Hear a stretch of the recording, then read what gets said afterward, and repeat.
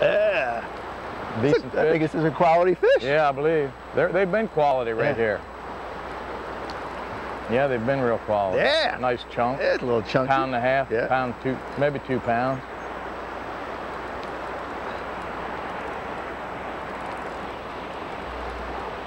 Oh, come here, sweetheart. They're scrappy fighters, I'll say that. Aren't they? They're just, I love smallmouth. They're they hard are fighting just fish. amazing. They don't give up. Come here, sweetie. Ugh. All right, let's get serious A little about bit too this. far to reach down. That's it. The tube was right down to the bottom there. Yeah. Hey, smallmouth fishing. Ed Keller, Potomac Guide Service. We're on the Susquehanna, springtime smallmouth. I'm Bob Murray. Stay tuned. It's going to be a good one. Woo, yeah. Just a little tap. Tap, Just tap. a little peck. Yep. Yeah.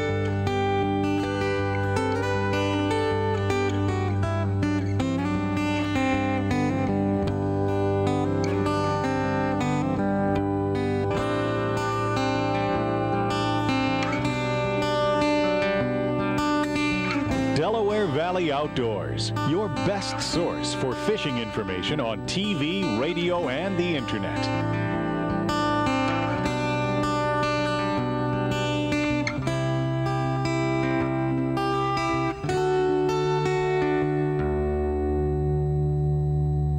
They're over in there where they should be. Oh, you know, I love when a plan comes together. Right? Yeah. I love it. Yeah. Now, Ed, ooh, son. Another jumper. These Scrappy little guys. are scrapping fish. You know, they get into that current, a little bit of that current, but they're a tough They fish. use that current for, for leverage. You know? They put up a nice fight. Yeah. Come here, sweetheart. Come here. Come here. Don't jump into my hands. All right. Another Susquehanna smallmouth. Hey, I'm Bob Murray. It's Delaware Valley Outdoors. I'm here with Ed Keller from Potomac Guide Service. Ed, welcome to the show. Thank you. Thank you for putting me on some of these beautiful, look at this fish, gorgeous fish. Pretty one. Yeah. Ed, let's just talk a little bit what we have again here. We're on the Susquehanna River. It's early May. Water temp, what is it? Water temperature's in the high 50s up to 60 degrees. It'll get warmer as the day progresses. And obviously we're fishing for smallmouth here on the Susquehanna. Smallmouth bass with tubes right now at this time. And we're fishing current edges and eddy pockets on And in fact, we've been moving along here, and you were just saying should be one here, should be one there. You could basically. Yeah, I know about where they've been hanging right along the current edges or right in the eddy pockets themselves. Now have the fish all spawned, or they're still spawning?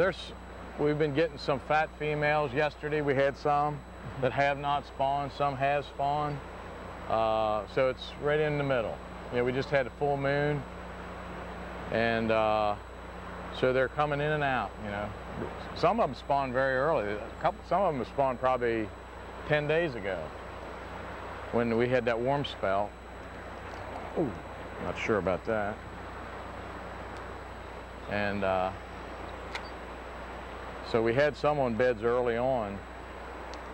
Took us a while to figure that out, but we finally did.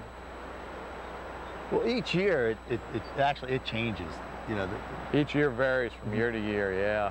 Last year was a tough year up here because we had so much rain. And this year we've had a lot also, but not as much as last year. Last year the river, well, in past years, mid-May was usually about as long as we could fish up in this area because the river got so low and shallow in them drought years.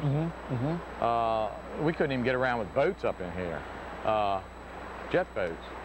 So, but last year I fished up in here most of the year into July, clear into August. There was 1 week that the river got down to 3.6 that I moved locations down to the near the airport, Harrisburg Airport, down there above 3 Mile Island. Matter of fact, let's talk about location. Where are we located right now on the Susquehanna? We're north of Harrisburg, about 20 miles. Above Duncannon. Now, how far do you go? Would you guide up north, or do you is it this the basic area? No, I can guide further north up Oh, I'd go another 10 miles north of here. Uh-huh. It's good fishing further north, but that's as far as I go. Uh-huh. I ran up there the other day. You don't have to go, No, right? you don't have to when you're catching fish like we've caught here. Yeah.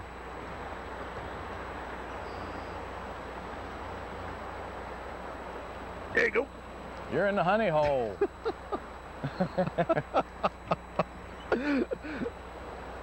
You know, Ed, you know where they're at? They're almost at the base of the pool. Uh-huh. They're not at the Yeah. top. Well, they've been laying all over. Yeah. They reposition themselves as the day goes. Oh, that's not a bass.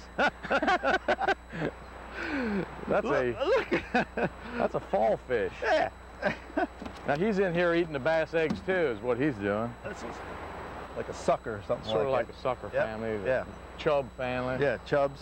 Yeah, like a Fall fish. minnow family, fall fish. Tapped it pretty good though. Did he? Wrapped it, huh? He's chunky too. One of the guys yesterday had a 38-inch muskie. Oh really? Yeah, On a tube? on a tube. He hooked it right in the corner of the mouth. They got it in the boat, measured it, and released.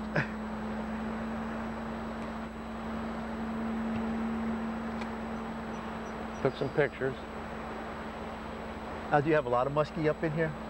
We get one every now and then. I had one last week up here, a small one, about 26 inches. Uh-huh. But we get one. We get a few occasionally. Most of the time they cut you off. You know, when these tubes, when you're fishing tubes. Yeah, they just crunch. Yeah, it's gone. But sometimes you luck out and hook them in the corner of the mouth.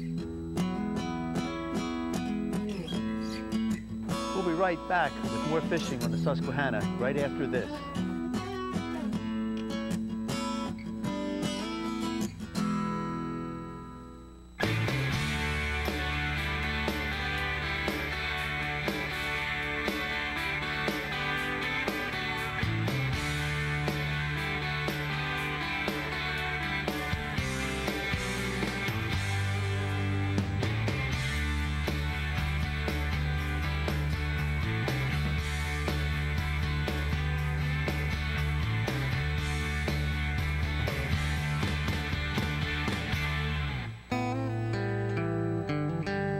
We have a series of what, ledges, Ed? Is this what you... Yeah, there's a wall right here that they actually stack rocks on it because there's a ferry goes across here and it backs the water up above. And these fish pull up in here in the spring and spawn in these eddy pockets. And then the females stage along the current lines after they've spawned and feed up. And we catch a lot of fish right along here. So each one of these little divots that create the currents there, then we fish the edges of them? Right, fish the edges. And you can also fish the eddy pockets. That's usually where they have their beds. You know, you can catch a fish off of a bed. You don't really know it for sure, but you're probably doing that some. Yeah, because they'll bed up behind where these... Right, they bed up in these slack pockets. They need a little bit of current, I guess, to go over the bed to help keep it clean, but and they fan it off, you know, as it goes too. But and we're not fishing much deep water here, are we? no, we're only fishing 3-4 feet of water at the most. It's not real deep, and the river's up, you know, 6 foot or so right now. Not 6 foot high, but it's at a 6 foot level. And really, when the water gets low, like it usually does, you know, in late May or whatever, you could walk across here just about. I mean, there's very little water here. A lot of people wade in this area in the summer. Yeah, there's, like, you see the campgrounds over there. Yeah, there's a campground over there, and they come out off that campground. Well, you mentioned also that the river's full of crayfish. Yes, it's this river. You can come out here at night and shine a light down in the water near one of these grass humps or whatever, and there's crayfish crawling all over the place. Look, you can see little eyes shining up at you. But that's why these fish are so healthy in this river. They're chunky fish, real healthy looking. They're not slim and trim, they're more chunk. Yeah, they got. And that's because of high protein crawfish. Yeah. Now, we're fishing tubes here, obviously trying to make it look like a crayfish coming down. The tubes mimic a crawfish on the bottom. You got to work it really slow, dead stick it. I call it dead sticking. You keep your rod tip up. You can feel the taps better, and you don't want to keep much pressure on the line really while the bait's moving. You just barely bump it along. The pickups are hard to feel most of the time. Sometimes they'll thump it. Sometimes they'll just pick it up and swim off with it. You can't feel the hit. You just get. But when you get a mush bite, I call it a mush bite, like there's a leaf or grass hanging on your line. I always say the hook sets are free, so you know, if you get a sensation like that you know is heavier than what your bait feels normally, set the hook. That's what I always say. Reel down and set the hook.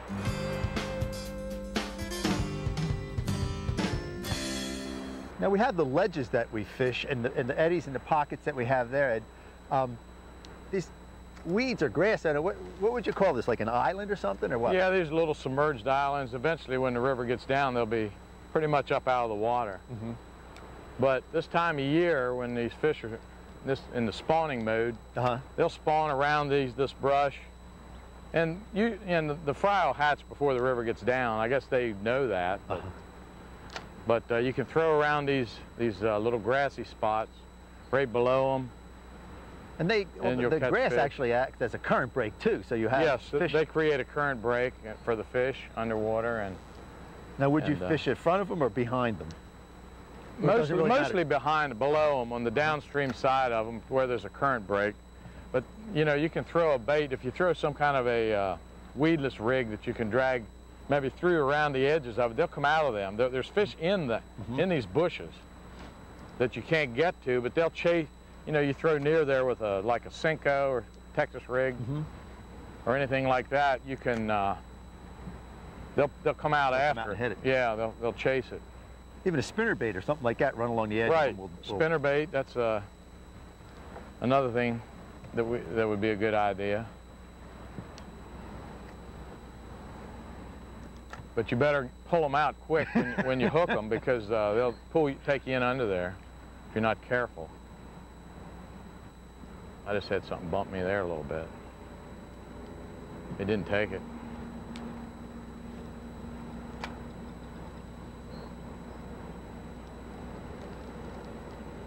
There's not a lot of current right here, so it doesn't hurt throwing downstream. Sometimes you can... it won't lift it up. Yeah, it doesn't lift the bait up. There's a fish. All right. Not real big, just a little guy. There are little fish in the Susquehanna. Hey, we're going over they got to start these bushes somewhere. And stuff, and now I can actually see down into I can see the bottom here now. Yeah. When we came over, actually, it's muddy in some spots.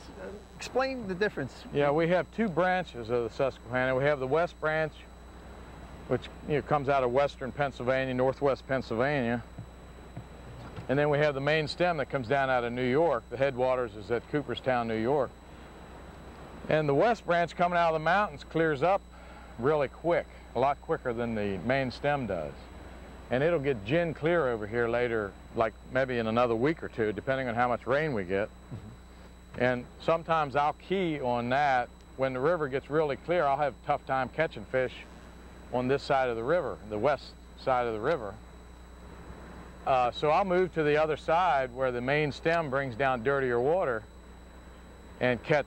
It's easier to catch fish because they can't tell that the baits are fake. In real clear water, it's... So sometimes that dirty water is a blessing sometimes. Yes, it is a blessing, yes.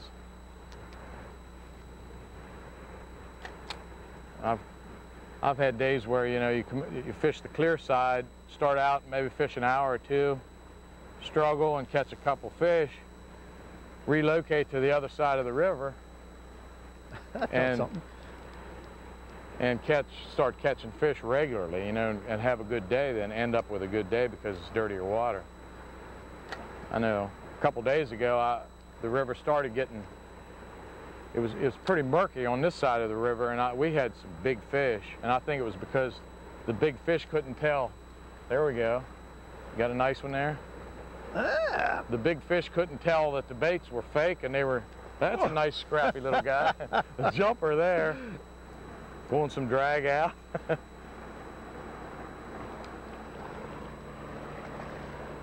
These are scrap. Yeah, they're fighters. There's a decent fish here. Yeah. 2-pounder probably. Yep. Oh, come here.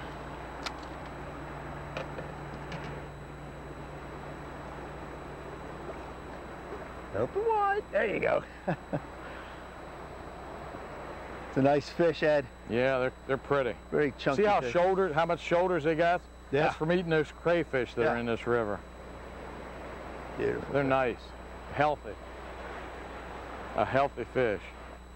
You know why I got this fish here, Ed? Let's just talk a little bit about the bait that we're using here. Yeah, I always go with the green pumpkin colors or the watermelon colors.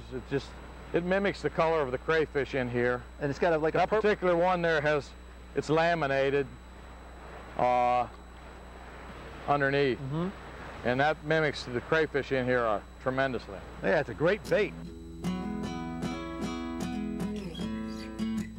Ed, guiding on the rivers that you do, tell us about your guide service and where all do you guide? Okay, well, Potomac Guide Service is sort of self-explanatory there. We guide the Potomac River, the Upper Potomac, and also the tidal Potomac. I have guides available in both areas. And then we also do the Susquehanna River here. The Susquehanna is the hot item right now, but the Potomac's good fishing, but Susquehanna is premier. And you guide for what, smallmouth? We guide for smallmouth on the Upper Potomac, which is above Great Falls, Maryland. And then below Great Falls is the tidal area. We fish from around the Woodrow Wilson Bridge in D.C. clear down to the Mattawoman Creek, on further south than that, clear down to the 301 bridge, really. But say a family wants to come up, father and son, husband and wife, whatever, you can accommodate that? We can accommodate it. There's a fish. Ooh. We can accommodate, here he got off. I missed, that's the second one I've lost. We can accommodate, I have 8 guides available on this river. Some are just weekend guides, but I have 3 or 4 that are available during the week. So you can take a week trip, I can do multi-group trips, yeah. Cool. And obviously you have a website and you have a link to our site, right? Yes, yes. So if you're interested PotomacGuides.com is our website. If you're interested in seeing Ed, getting together with his guides, they all know the river because we've seen them all over here. Yeah, they're scattered around here this morning. Go to our website, Delaware Valley Outdoors, link over to his, or just go right to Potomac Guide Service, get a hold of Ed, and he'll put you on some super nice fish.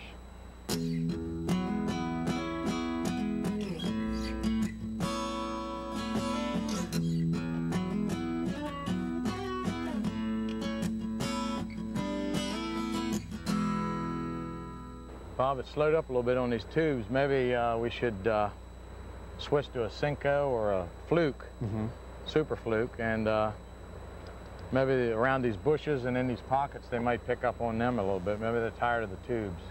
Yeah, that's the colors again. Now, how are you fishing that fluke?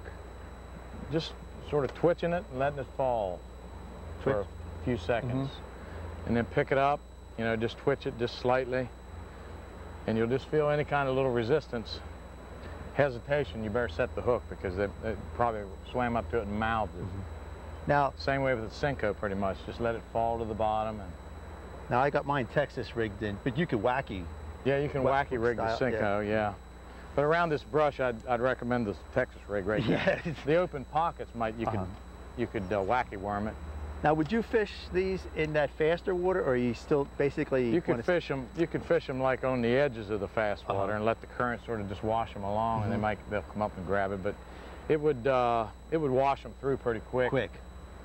Yeah, those with tubes no will go down. weight. Yeah, the tubes are weighted. These aren't.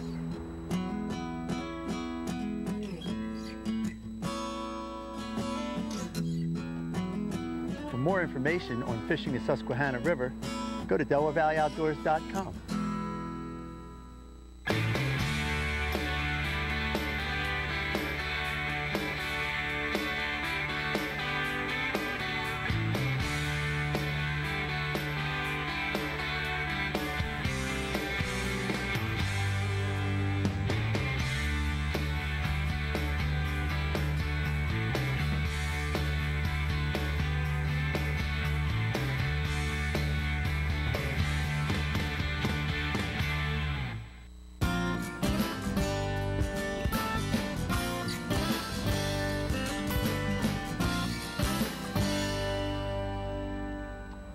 Ed, we're here with the tackle box section of the show.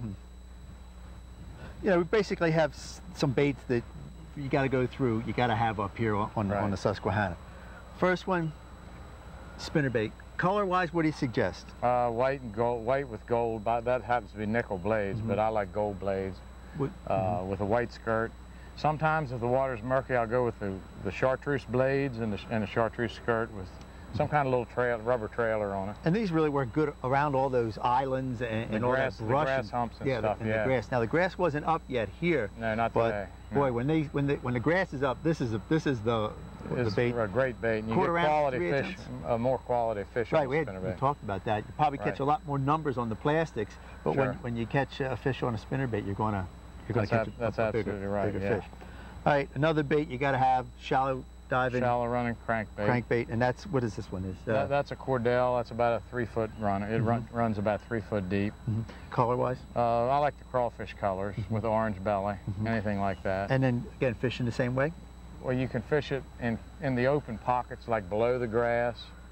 Crank it real slow through there, you know. Any kind of eddy pocket where there's a little more. Of course, you can't run that through the brush like you can a spinnerbait. But or below the grass beds, or even out in open water around rock ledges or anything like that. The only thing I don't like about these baits, 6 hooks and a smallmouth. Yeah, I know. It's terrible. You get an angry smallmouth with 6 hooks, you got a problem. It's tough. Yeah, I don't like it either. All right, this bait produced some today. And tell us about that. That's a fluke. It happens to be a watermelon pepper fluke, super fluke, and that is great because it'll run through anything. You know, you don't get hung up with it.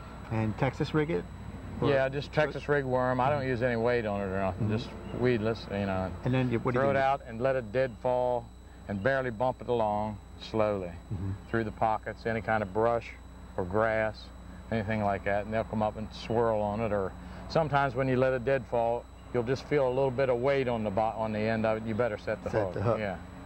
Okay, now you have the super sinkers here that we have here. Right. Again, you Texas rig those? Yes, you can Texas rig them, which is what we did today because we were going through a lot of brush and stuff. Keep you from getting hung up. The fish were coming up, grabbing it as you twitched it through there, you know, slowly, very slowly. Yeah, you were dead sticking it. Right, dead sticking it and then barely bumping it through there. They come up, boil on it, or pull it down. I like the wacky style. And you can also rig it wacky if you're fishing more open pockets, like below the grass beds, the grass humps that will eventually come up here on the river. Just rig it wacky and just let it dead fall. Bump it along and they'll thump it. And we had a pretty good current coming through here today too. The river was up a little bit. Yeah, the river was up some today, and it was pretty swift. Okay, and now the bait that we fished the living daylights out of this one today. Yeah. This is probably one of your favorites, and that's the tube, right? That's right. It produces a lot of fish.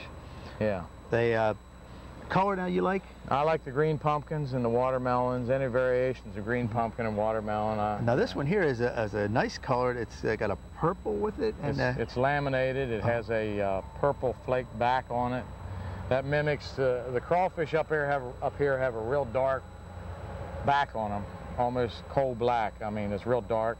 And this mimics the color of, and the belly of them are sort of an olive. So this mimics the color of the crawfish up here, and it does a good job, a great job. And this is, I mean, we pitched it into some pretty nasty stuff today, and it stays fairly weedless as long as you keep it moving. Right. And you gotta keep contact with the bottom, but don't let it fall in too deep or you'll get hung up. You got to sort of just bump. You'll get to feel how to bump it along without getting hung up. And again, weight-wise, today we were using 1/8 ounce. Now you said heavier current, we'd go to a quarter. Yeah, in swifter current, Earlier in the year in colder weather, I usually use 1/4 ounce.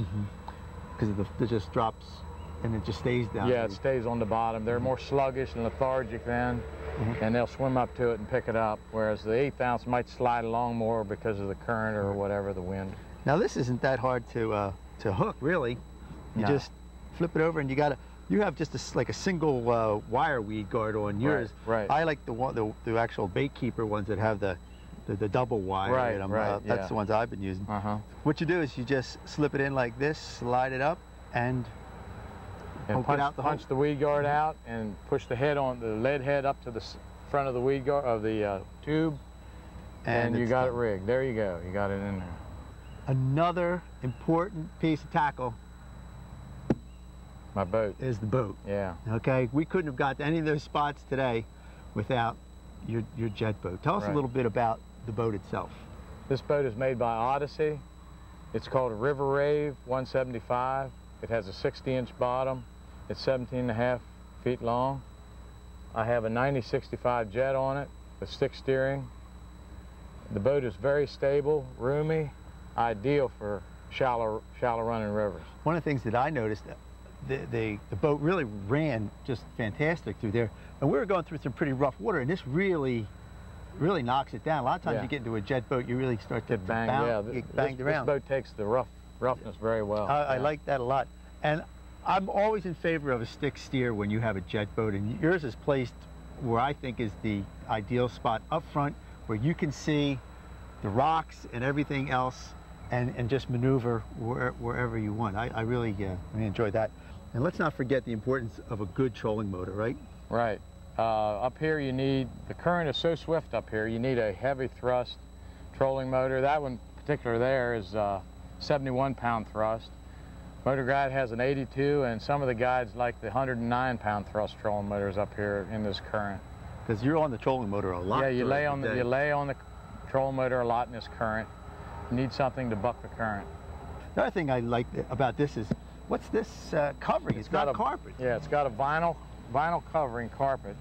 It's not really carpet, it's vinyl covering. Mm-hmm. It's very durable. You don't slip on it. You can hose it off if it gets muddy or dirty. You can take a hose, go to a car wash or whatever, and hose it out.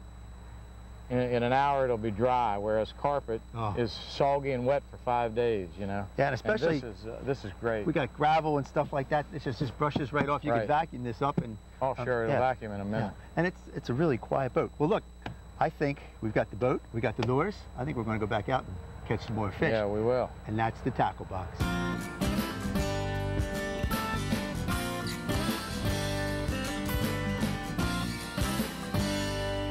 Here, you want over here?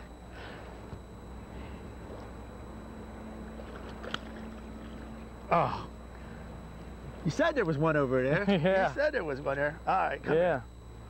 They like it over there. Yeah. Oh. Oh. Oh. Phew. Potomac Guide Service. Ed Keller, thanks a lot, my friend. Thank you. Hey, I'm Bob Murray. This is Delaware Valley Outdoors. What a great day fishing up here. For more information, go to our website, DelawareValleyOutdoors.com. Ed's Guide Service is hooked up to us. Get more information for us at all times. Hey, I'm Bob Murray. I'll see you on the water. I love when a plan comes together, Eddie.